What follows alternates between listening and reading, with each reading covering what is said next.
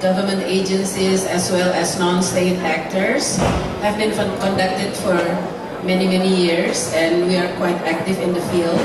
So we are happy that we have this gender session this morning in correlation with the gender session at the United Nations Framework Convention on Climate Change. We have 4 speakers scheduled, and we would like to invite the speakers who are already here to come up to the stage. First, Ibu Ciput Eka Purwiyanti. Ibu Ciput is the Deputy Director of Gender and Environment at the Ministry of Women's Affairs and Child Protection. And the second speaker that we already have is Ibu Puspa Dewi. She's the chair of Indonesia's Women's Solidarity for Human Rights.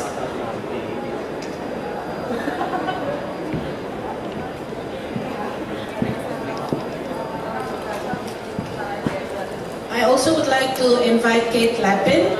She's the regional coordinator for the Asia Pacific Forum on Women, Law, and Development.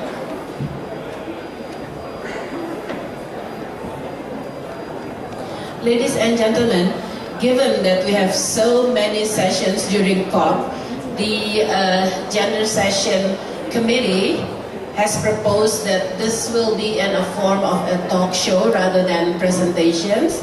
But if you have slides to show, that would be fine too.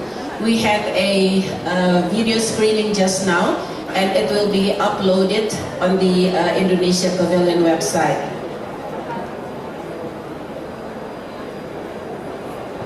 Actually, there are several questions that I would like to ask the representatives of the Indonesian government as well as the Philippine government if she's already here, but since she's not here yet, Ibu Ciput, perhaps you can brief us on the current gender mainstreaming policy in your respective country, in Indonesia in your case, and perhaps you could also explain about the Ministry of Women's Empowerment and Child Protection.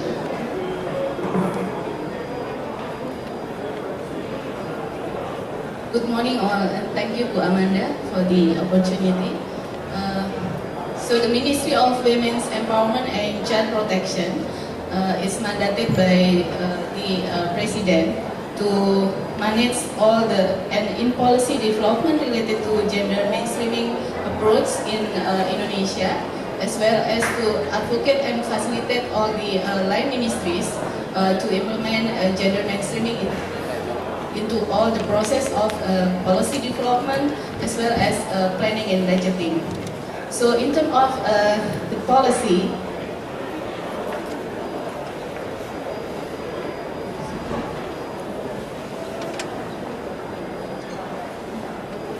slide gender mainstreaming. Yeah. So we have 2 approaches in the gender mainstreaming policy in Indonesia. We have national and subnational levels, both.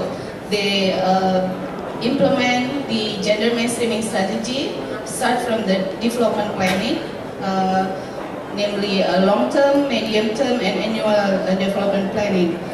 All this process is mandated by the Presidential Instruction number 9, year 2000, that instruct all the ministers and head of provincial level, governor, and as well as region and mayor to implement gender analysis during the process of policy development, as well as during the process of planning and budgeting. And then the budgeting itself, we start this initiative in 2009 by piloting in 7 ministries, 9 ministries to implement gender budgeting initiative. But now it's become a major strategy in all the ministries as well as the subnational level government to implement gender budgeting. But for the subnational level, we started the policy in year 2011 through the decree from the Minister of Home Affairs. I think that's for the brief overview of gender mainstreaming policy. Thank you. Okay, let me backtrack. Can you share with us what your thoughts are on gender mainstreaming? Because we talk about gender, but some people have different perceptions on gender, and also gender mainstreaming. Theoretically, what is it? Okay. First I want to say sorry that I was running in late because there's a ministerial this morning of women environment ministers for Gender Day, and it occurred to me when I was there that they have regional chapters for women's environment meetings, and there's there's not a chapter for Asia Pacific. And I was thinking, oh, and when I come here to the Indonesian Pavilion, I'm going to propose that Indonesia actually convenes that, because there's quite a few ministers in Indonesia that are women in this current government. So it would be great to see that kind of approach of women in the parliaments across the region leading on issues that connect women in the environment. But in terms of the agenda mainstreaming approach, I guess this is really something that different movements and governments see differently. For me, I think it's important to have both the approach of looking specifically at the issues that women face, and we shouldn't only have a gender mainstreaming approach. We still need to look at what is the space to build women's capacity and leadership, but at the same time be looking at how all of our policies and decisions impact differently on men and women, and that's effectively what we're talking about with gender mainstreaming. What is the different impact of policies that are claiming to be gender neutral but are not? So we know that climate change itself is not gender neutral. It has a different impact on men and women. It doesn't mean that it's not negatively impacting on men, it is, but there is a different impact on men and women are exposed more because of the histories that we all have of different roles of men and women, gender roles. And also, that's the first part, but the second part is responses to climate change are not gender neutral. We can make decisions about how to respond in ways that address gender inequality. So we can actually use the opportunity, as we've been saying, climate change is both the biggest potential catastrophe, but it is also an opportunity to say we will fundamentally change the nature of society, and in doing so we can think about how to fundamentally change the societies that are unfair and gender inequitable. So I think that's one of the things we can have a discussion about. What would it look like to change that? Thanks, Kate. Kate is the Regional Coordinator of the Asia Pacific Forum on Women, Law and Development. Now let me get to Dewi, Puspa Dewi. She's the Chair of Indonesia Women's Solidarity for Human Rights. Dewi, what do you think about the gender equality approach in climate policy and financing in Indonesia as well as in the Asia Pacific region? I say in what is the climate policy in Indonesia, that Asia Pacific, because Kate will mention about that.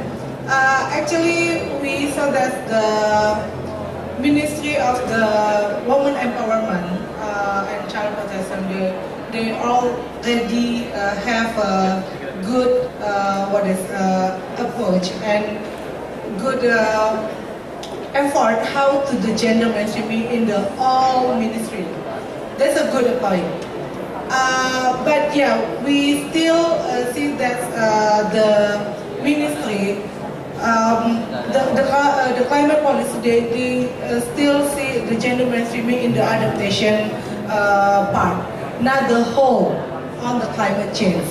So it's like when we talk about the mitigation climate policy, there's not yet the Ministry of the Women's Empowerment they involved, or what is the intervention on the gender mainstreaming in the mitigation climate policy. So I think that's one of the the homework for the next year, because the gender. Climate change, I think, in environments where there's major gender inequality issues, climate change exacerbates it. And we have to think about that. What are the ways that we will challenge that as we also build a better, resilient communities? For example, one of the cases where one of the statistics we mentioned in the publication, in Bangladesh, which is one of the most affected communities, in the most affected countries, but in the most affected communities, the rates of child marriage went up because the cost of livelihoods when you don't have any land is such a burden on the family that it's more likely to have child marriage and higher dowry demands. So we have to also be looking at these intersections between gender inequality and climate issues and build resilient communities that can really demand justice. So in terms of responses, for us, I think it is really that we need to look at the local responses. Women are actually the ones that are living sustainably in the region. Women are actually the ones that have some of these answers. With the project, some women, for example, have had to turn to things like building. We have a few minutes for the last round, and 2 minutes for each of you. Any experience and or thoughts on private sector involvement in gender mainstreaming, especially on climate policy and environment? Private sector, they will choose to work with the NGOs, not with the government. Yeah, but that's okay, because in the mechanism in Indonesia, for example, for the International Gender Agency, if they want to support one NGO in Indonesia in the areas of women empowerment, gender equality, so the state minister, state secretary, they will ask our recommendation. So by this, we can cooperate with them. We can give them recommendation according to the national priorities to improve women's quality of life as well as to achieve gender equality. For example, the work with Mexico, it has been very, very significant, helping the cities to execute their programs in climate change adaptation and mitigation. A lot of CSR program has been delivered to these 8 cities. I want to mention that right now